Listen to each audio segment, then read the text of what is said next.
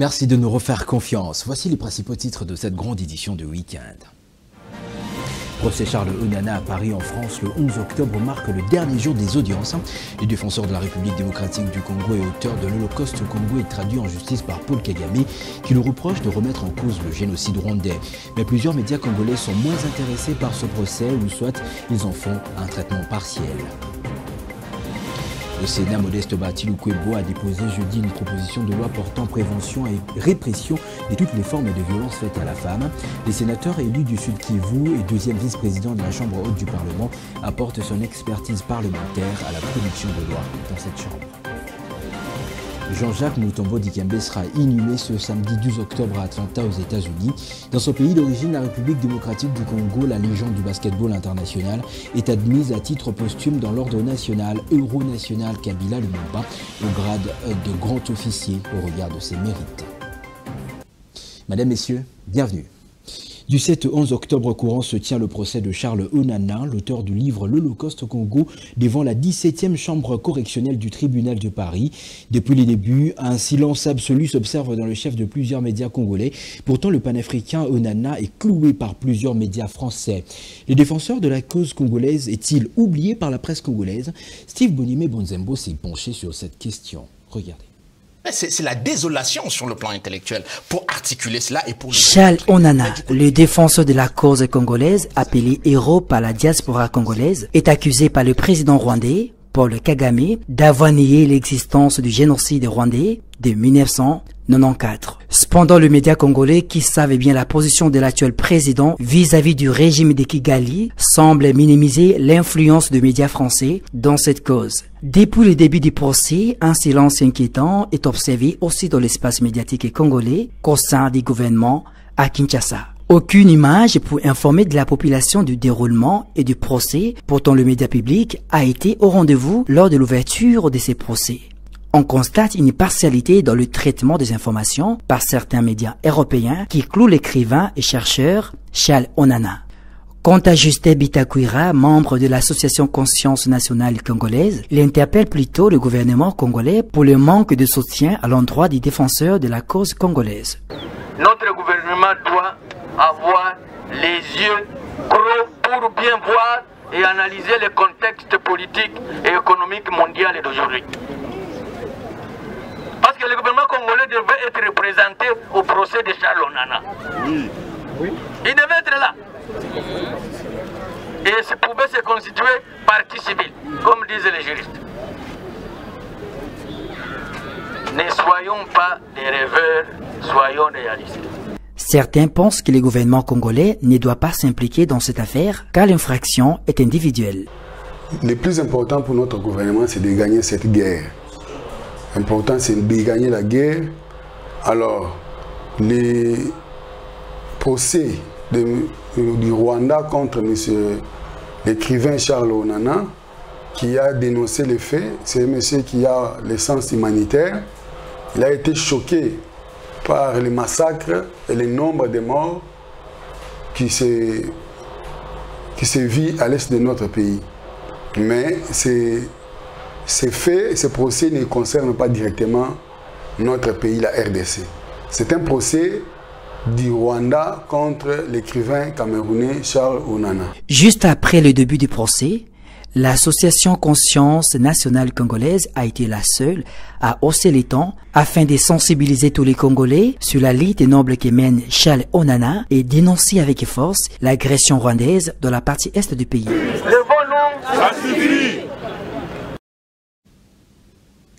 Au chapitre de la coopération, la Russie salue l'implication du président de la République dans la résolution des projets entre Kinshasa et Moscou en vue de l'amélioration de développement des échanges économiques. L'ambassadeur de Russie en RDC l'a dit à la presse à l'issue d'un échange qu'il y a eu jeudi à la Cité de l'Union africaine avec le président de la République, Félix-Antoine Tshisekedi Tshilombo. Regardez. Le chef de l'État a reçu l'ambassadeur de la Fédération de Russie en République démocratique du Congo. Alexis Saint-Ebove, arrivé fin mandat, est venu faire ses adieux au président de la République, profitant également de l'occasion pour faire l'évaluation des relations entre la RDC et la Russie. Je suis arrivé au Congo le 10 octobre 2017 et je quitte le Congo le 10 octobre 2024.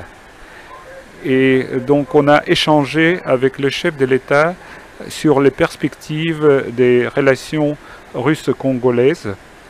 Et moi, je viens d'informer son Excellence, Monsieur le Président, des projets qui sont en cours d'être réalisés. En plus, je remercie le chef de l'État pour son implication personnelle dans le développement des relations entre nos deux pays. C'est grâce à lui qu'on a pu réaliser pas mal de projets entre nos deux pays, et c'était lui qui a rencontré, premièrement dans l'histoire de nos relations bilatérales, le chef de notre État, le président Vladimir Poutine. C'était en 2019 à Sochi. L'ambassadeur a également évoqué plusieurs projets en cours entre la RDC et la Russie, notamment dans les domaines agricoles, culturels et de l'enseignement universitaire.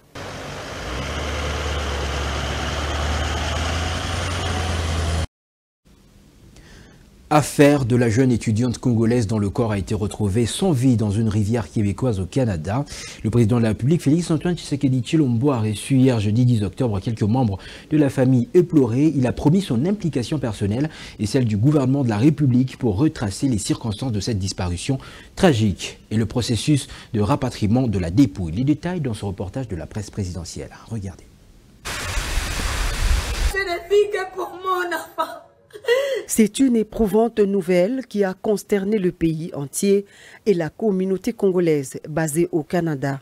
Le décès tragique d'Alexandra Martine Diengo Lumbaye, une étudiante congolaise de 21 ans portée disparue depuis la semaine dernière, puis retrouvée morte dans une rivière, n'a pas laissé indifférent le couple présidentiel de son pays d'origine. Le président de la République démocratique du Congo, Félix-Antoine Tshisekedi Tshilombo, qu'accompagnait la distinguée première dame Denise Nyakeru, tous deux très abattus, ont voulu à travers ce geste exprimer leur soutien, à travers eux la compassion de toute la République aux parents d'Alexandra, inconsolables et visiblement bouleversés face à cette perte inacceptable. Au-delà de la douleur, le président de la République a dit tout son attachement à la famille en détresse et exige que des enquêtes soient menées afin de lever le voile sur les causes de ce drame. Les géniteurs de la jeune Andrea étaient accompagnés par la coordinatrice du service spécialisé du chef de l'État en charge de la jeunesse et lutte contre les violences faites à la femme, Madame Chantalier Lumulop. Le président de la République a dit qu'il va appuyer tous les processus parce qu'il faut mener l'enquête et que justice soit faite. Le président est vraiment, il sait qu'on ne peut pas toucher un seul Congolais. Lui-même, il a déjà dit, on ne touche pas aux Congolais. Tant qu'il est là, on ne touche pas aux Congolais. Alors, nous allons faire les démarches. Les démarches ont déjà commencé avec l'ambassade du Canada, ici en RDC, avec le ministère des Affaires étrangères, pour que la famille puisse aller voir le corps et continuer à mener l'enquête. Mais pour cela, nous sommes tellement contents d'avoir l'appui du président de la République et celui de la première dame. Le président, notre chef d'État, a dit qu'on doit continuer, qu'on doit mettre des avocats sur place, qu'on doit appuyer, on doit parler au Parlement canadien, qu'on doit rencontrer les élus canadiens. On doit aller plus loin dans l'enquête parce que, comme je vous dis, on ne touche pas à un Congolais. Initiative parlementaire au Sénat, le professeur Modeste Bahati Lukwebo, deuxième vice-président de cette chambre haute du Parlement, a déposé hier jeudi 10 octobre 2024 une proposition de loi portant prévention et répression de toutes les formes de violences faites à la femme. Le professeur Modeste Bahati Lukwebo, qui entend mettre son expérience parlementaire au service de la production de lois au sein du Sénat, a déposé au bureau de cette chambre la proposition de loi portant prévention et répression de toutes les formes de discrimination et de violences faites à la femme. Regardez. Dans son exposé des motifs, l'élu du Sud Kivu justifie cette initiative en soulignant que la femme et la jeune fille sont les principales victimes des violences basées sur le genre. Selon lui, ces victimes ont souvent peur d'exprimer ce qu'elles subissent par crainte des représailles de la part des auteurs des dites violences, dans la mesure où ces derniers disposent généralement de l'autorité sur elles. C'est le cas lorsque le bourreau se trouve être soit chef hiérarchique, enseignant, recruteur, etc.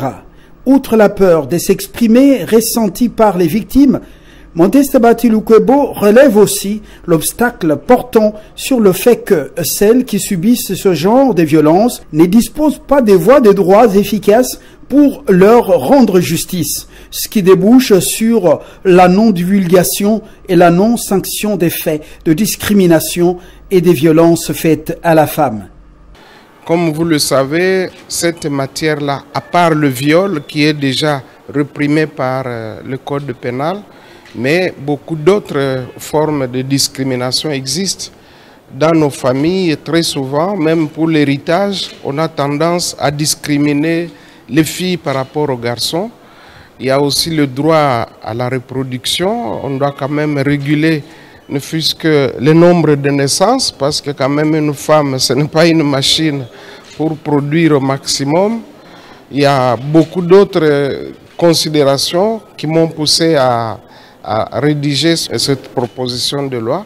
Fort de son expérience avérée des parlementaires, pour avoir été élu plus d'une fois comme député national à l'Assemblée nationale et comme sénateur à la Chambre haute du Parlement, le professeur Modeste Bati Lukwebo veut, à travers sa proposition de loi, combler un vide, celui d'un texte traitant globalement des violences faites à la femme, à l'exception des viols, des moyens de les prévenir et de les sanctionner afin d'assurer à la femme un climat de vie serein.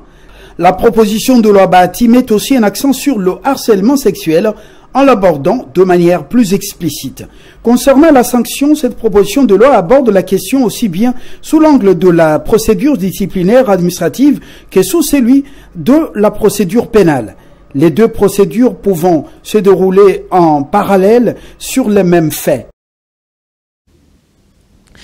À mission à Kinshasa, les investisseurs belges ont été séduits par les opportunités offertes dans les secteurs du partenariat public. Un satisfait produit de l'exposé du ministre provincial du partenariat public-privé, Fiston Lukwebo Mosengo, lors d'une réunion de travail ce jeudi 10 octobre avec la délégation de ces investisseurs belges du secteur de la construction et de l'architecture. Ebenezer Bwanga, Wenamoyo.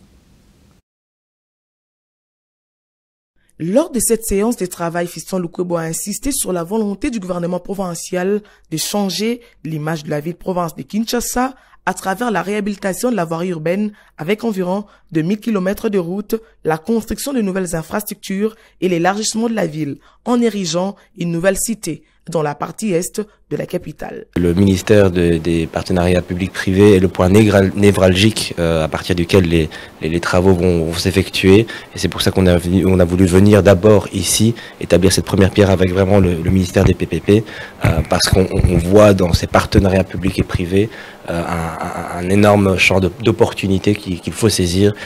Et donc on est ravis de pouvoir aider. Tout à fait. À la question de ses interlocuteurs sur les garanties du climat des affaires en République démocratique du Congo, le ministre provincial a souligné la volonté du chef de l'État, Félix-Antoine Tshisekedi Tshilombo, depuis son avènement au pouvoir, de garantir un bon climat des affaires aux investisseurs qui choisissent la RDC.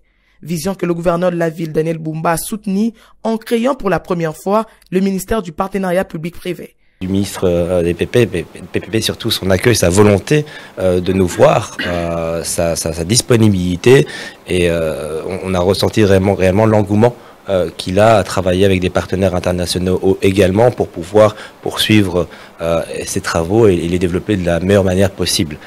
Son accueil et sa vivacité sont très importantes pour nous, et nous avons été bien entendu convaincus par le ministère des partenariats privés et publics. Convaincus par le ministre, ces investisseurs ont promis de revenir dans un bref délai pour accompagner le gouvernement provincial. Il faut noter qu'à cette réunion avait pris part également un délégué du ministère provincial des ITP.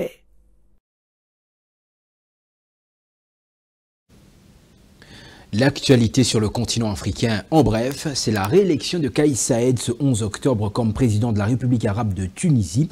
La présidentielle controversée du 9 octobre a rendu son verdict. 90,7% des votes pour l'homme de 66 ans qui dirige ce pays du Maghreb des mains de maître.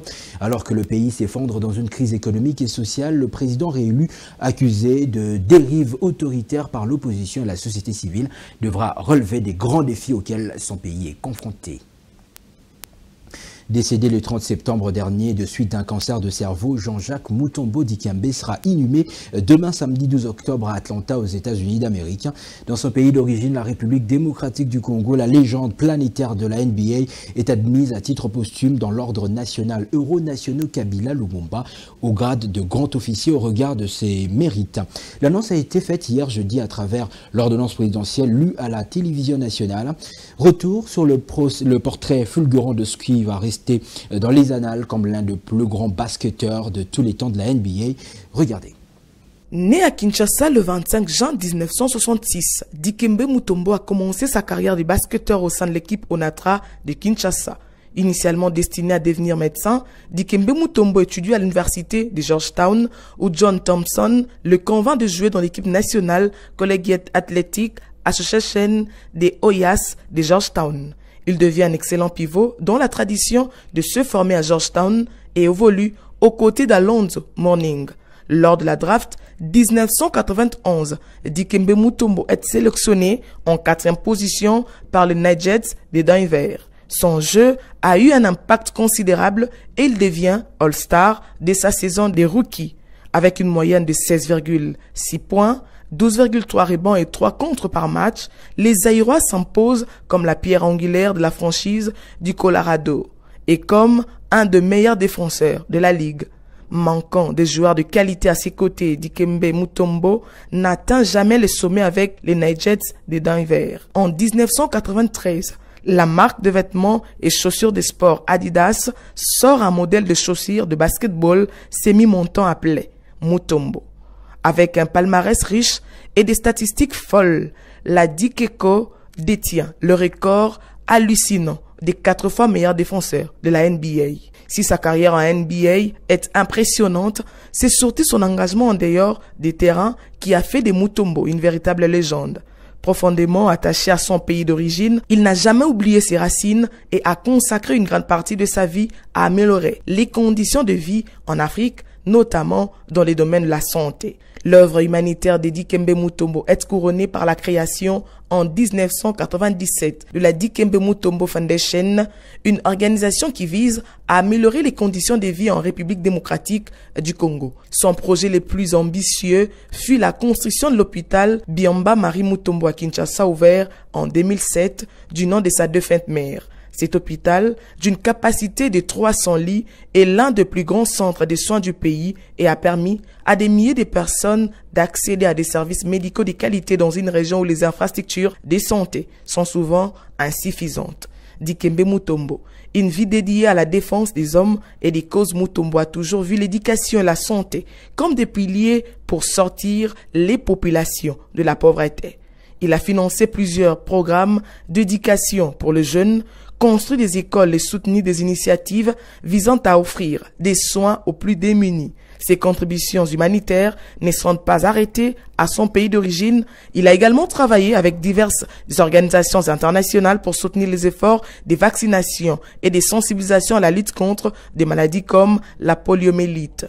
Mutombo Dikembe, c'est aussi un ambassadeur global et un modèle à suivre. L'héritage de Mutombo dépasse largement les frontières du basket. En tant qu'ambassadeur de bonne volonté pour l'Organisation mondiale de la santé et membre actif de plusieurs organisations caritatives, il a su utiliser sa notoriété pour défendre des causes humanitaires. Dikembe Mutombo laisse derrière lui un héritage qui continue d'inspirer des générations de joueurs et de philanthropes.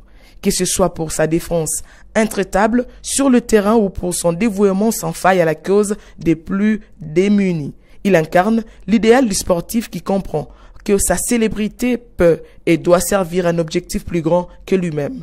Dikembe Mutombo, une vie dédiée à la défense des hommes et des causes. Son engagement pour la santé, l'éducation et le développement durable en Afrique restera comme un modèle d'exemplarité, une preuve vivante que les athlètes peuvent aussi utiliser leur succès pour faire le bien autour d'eux. Il restera à jamais dans les mémoires non seulement comme l'un des plus grands défenseurs de l'histoire du basket, mais aussi comme un véritable champion de l'humanité. Football à présent, jeudi 10 octobre 2024 s'est joué au stade de Martyrs de Kinshasa le match de la 3e journée des éliminatoires de la Coupe d'Afrique des Nations Maroc 2025 entre la RDC et la Tanzanie.